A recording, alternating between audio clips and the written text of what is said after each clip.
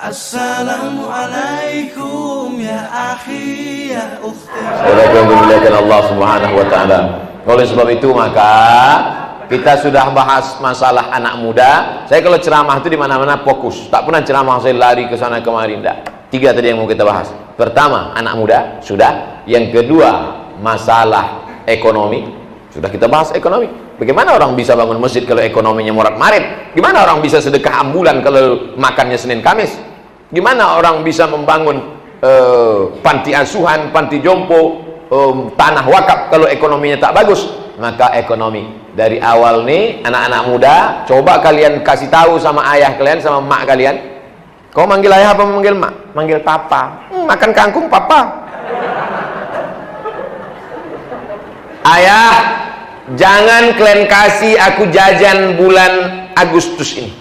Aku mau menerapkan ekonomi. Jangan kasih jajan Agustus. September aja nanti lipat gandakan. Kalau kalian mau tahu sayangnya orang tua, karena kalau tiap bulan dapat duit, kita tak tahu makna duit itu. Coba kasih tahu sama mereka. Tolong subsidi APBD, APBN putuskan dulu. Putuskan dulu Agustus September ini. Cobalah kalian cari duit jadi tukang parkir, dorsmer, jual. Tadi sebelum kemari kan ada pasar depannya. Ada pasar. Ustadz, kata mereka, loh tahu pula dia ada pengajian sini. Coba rasakan susahnya cari duit, barulah kalian akan cinta sama ayah sama ibu. Anak-anak muda, coba rasakan cari duit. Memangnya Ustadz dulu pernah mengalami seperti itu ya. Saya kuliah di Mesir 5 September 1998 sampai saya ke Mesir. Walaupun jelek kaki saya ini udah sampai ke Mesir nih. 5 September 1998 sampai di Mesir. Tak pernah saya minta duit sekalipun. Bukan ayah saya miskin susah, enggak. Tak apalah kaya kali, tapi pokok sawit adalah agak 253 batang. Berapa kau kirim sebulan? Tak usah kirim, mak. Apa makan kau di sana? Aku dapat beasiswa 160 pon sebulan. Mana cukup itu? Ku cukupkan. Namun minta duit enggak. Aku mau hidup berdikari sendiri. Musim haji pergi kami, bawa barang-barang dagangan. Pulang dari haji, kami bawa pula barang dari Saudi Arabia, naik kapal laut 2 hari 2 malam sampai di Makkah Madinah sana, macam-macam kerja. Ada kawan saya dapat kerja cuman sehari aja, habis itu lari dari tempat kerja, nyuci piring, tak putus-putus piring, sekali datang 3 kontainer, hanya tak dapat gaji. Nah, ada yang satu lagi sombong bukan main, aku udah dapat kerja man. Kau udah dapat? Belum. Aku udah, alhamdulillah 60 ringgit, 60 rial nih satu hari. Ah, selamatlah. Besok balik. Kenapa? Berat kali tak sanggup. Apa kerjanya? Ngupas bawang. Ngupas bawang bertimbun. Pakai helm ngupasnya. Biar jangan pedas biji mata. Jadi kami dulu itu luar biasa. Makanya kalau hari ini saya ceramah di depan anak muda, jangan kalian minta duit kuliah. Jangan kalian. Enggak pernah. Saya tak pernah minta duit. S1, S2, S3, tak ada minta duit. Ini sekarang buaya bukan main, petantang petenteng. Asal awal bulan, mak. Mau kuliah, mak. Mau S1, mak. S2, mak. S3, mak. Mau berbini, mak. Anak lahir pun mak juga. La ilaha illallah Muhammadur Rasulullah. Bencong aja nggak minta duit.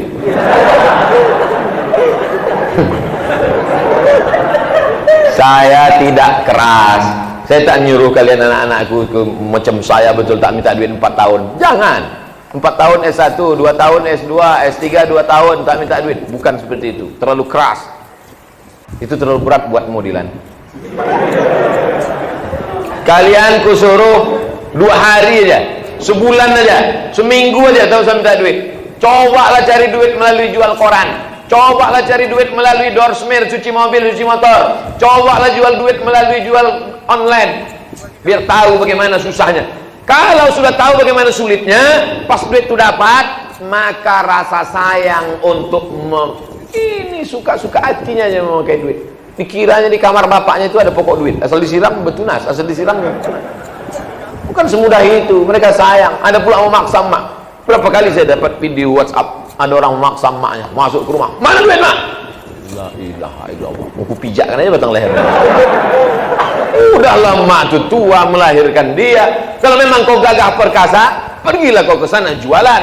bisa kau dapat duit, berhasil hidup. Oleh sebab itu Islam ini mengajarkan Nabi Muhammad SAW tak ada ayahnya, tak ada maknya. Siapa yang membuat Nabi tak berayah, tak beribu itu? Allah mau mengajarkan kita mandiri. Belum lagi lahir ke dunia sudah meninggal ayahnya.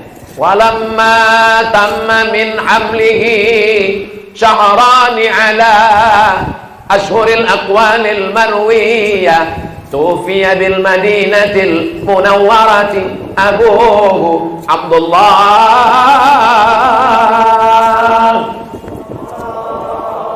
Berarti di Kampung Lalang masih ada orang baca Barzanji. Saya mau ngetes saja. Seandainya tadi pas saya baca itu semuanya diam. Berarti tak ada lagi orang baca Barzanji. Walamma tamma min hamlihi, ketika sempurna hamilnya, syahrani 2 bulan, ala ashuril aqwalil marwiyah, menurut hitungan bulan qamariyah, tufiya bil madinatil munawwarati, meninggal ayahnya di kota Madinah, Abu Abdillah. 2 bulan dalam perut meninggal ayahnya, mandiri, tak pernah minta duit pada ayahnya. Sebutkan nabi yang tak pernah minta duit pada ayahnya. Salah satunya Nabi Muhammad SAW. Nabi Isa memang tak ada ayahnya sama sekali. 4 tahun meninggal pula emaknya, diasuh oleh datuknya, kakeknya, opungnya, meninggal pula. Meninggal dia pada saat usia Nabi, sedang perlunya, sedang butuhnya, sedang sayangnya, sedang cintanya. Lalu kemudian dibesarkan oleh paman. Di antara paman-paman Nabi yang banyak itu, ada satu paman yang paling enak ditumpangi, itulah Abu Talib, anaknya Ali bin Abi Talib. Nama Abu Talib, istrinya namanya Fatimah. Sangat sayang kepada Nabi. Nabi tak berayah, kasih sayangnya didapatkan dari Abu Talib. Nabi tak beremak, kasih sayang emak didapatnya dari Fatimah. Makanya saking sayangnya dia, anaknya pun dikasihnya nama Fatimah. Hebatnya Sayyidina Ali, emaknya Fatimah, bininya Fatimah. Adinda, aku ingin meminang. Kenapa aku yang kau pilih, bang? Karena namamu sama macam nama emakku, Fatimah. Luar biasa. Fatimah itu Zahra. Nabi SAW hidup berdikari, tak pernah menggantungkan hidupnya pada ayahnya, pada emaknya. Dari mana Nabi hasil hidup? Nabi mengembalakan kambing-kambing orang Makkah.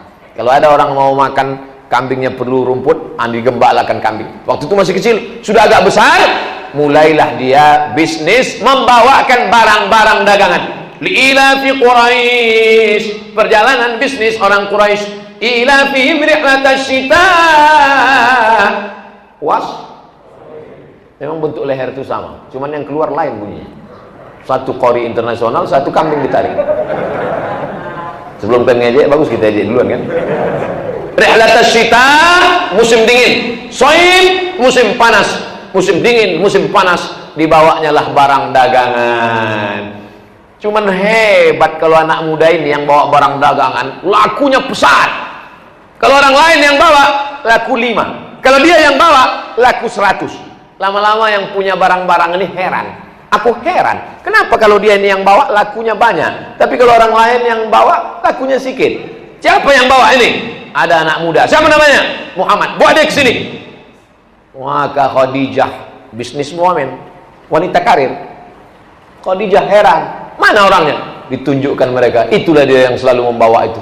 Tengok Khadijah.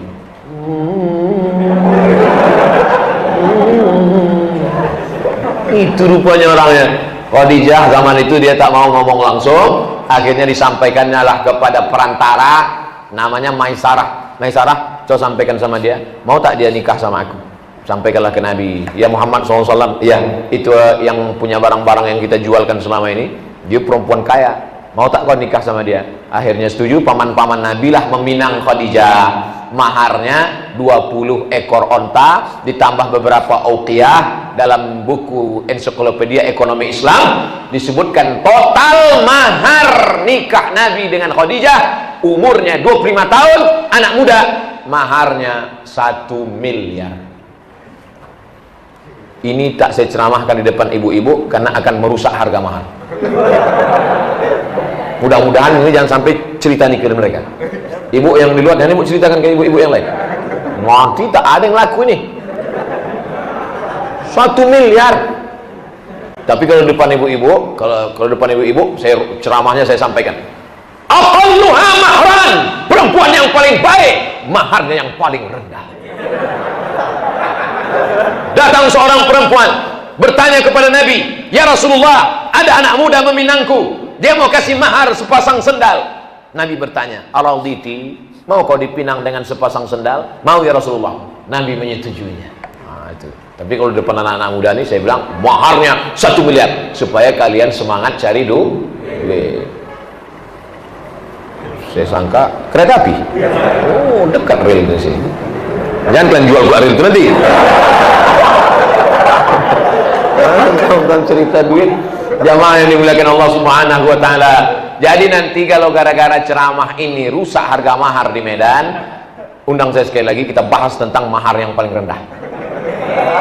Saya cuma mau cerita bahwa Nabi Muhammad itu entrepreneur, Nabi Muhammad itu businessman, Nabi Muhammad SAW itu orang kaya, nikahnya maharnya 1 miliar. Nama bukunya Ensiklopedia Ekonomi Islam, nama penulisnya Dr. Safi Antonio Mu'allab, Cina masuk Islam. Sekarang yang memimpin sekolah Tazkiyah di Bogor itu Mu'allab, masuk Islam. Kuliah di Australia S3, S1-nya di Yordania, S2-nya di Malaysia. Tapi bisnis ekonominya lancar, otaknya Cina, hatinya la ilaha illallah Muhammadun Rasulullah. Ini yang luar biasa. Oleh sebab itu maka anak-anak muda bangkitkan semangat. Untuk sementara nih jual masker aja dulu. Itu yang paling laku kan. Yang dimuliakan Allah Subhanahu Wa Taala. Jangan macam si yang lain-lain itu, parah kali dia. Tabung gas maknya dijual. Saking keningin ya narkoba. Saya dapat bahan-bahan ceramah ini ya dari jamaah yang ngadu-ngadu tuh lah.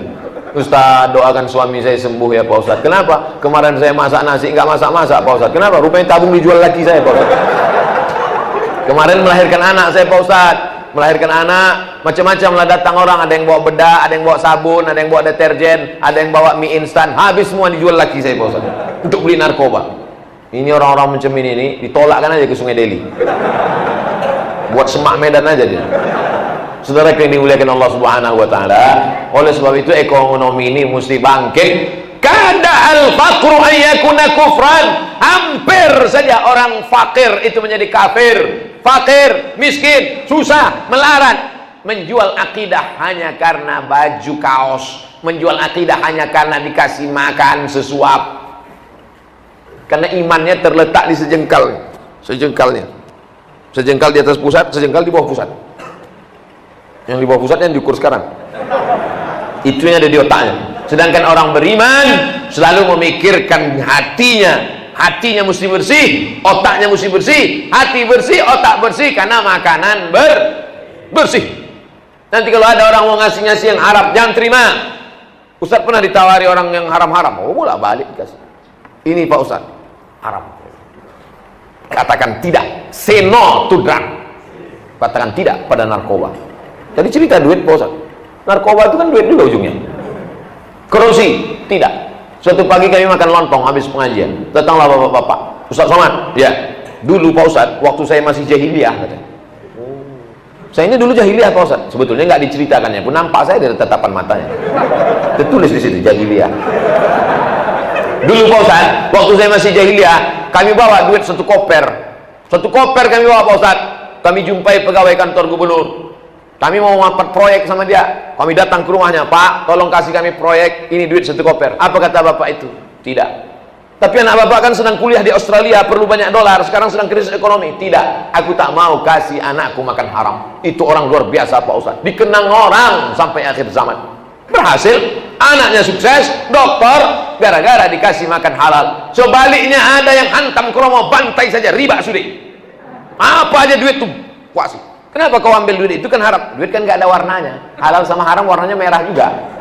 Diambilnya aja semua. Yang ini jadi hantu, yang ini jadi setan, yang ini jadi genderuwo, yang ini jadi sundel bolong, yang ini jadi begu ganjang. Tak ada pun satu jadi orang. Gara-gara makan haram. Saya yakin dan percaya anak-anak muda yang bisa hatinya tergantung di masjid, sholat subuh bisa datang, ini pastilah anak muda yang dikasih makan halal. Karena memang tertulis di situ label halal. Saudara yang dimuliakan Allah Subhanahu wa taala, atib mat'amak, jaga makananmu, takun mustajab dakwah, maka doamu akan dikabulkan Allah Subhanahu wa taala. Assalamualaikum ya akhi ya ukhti.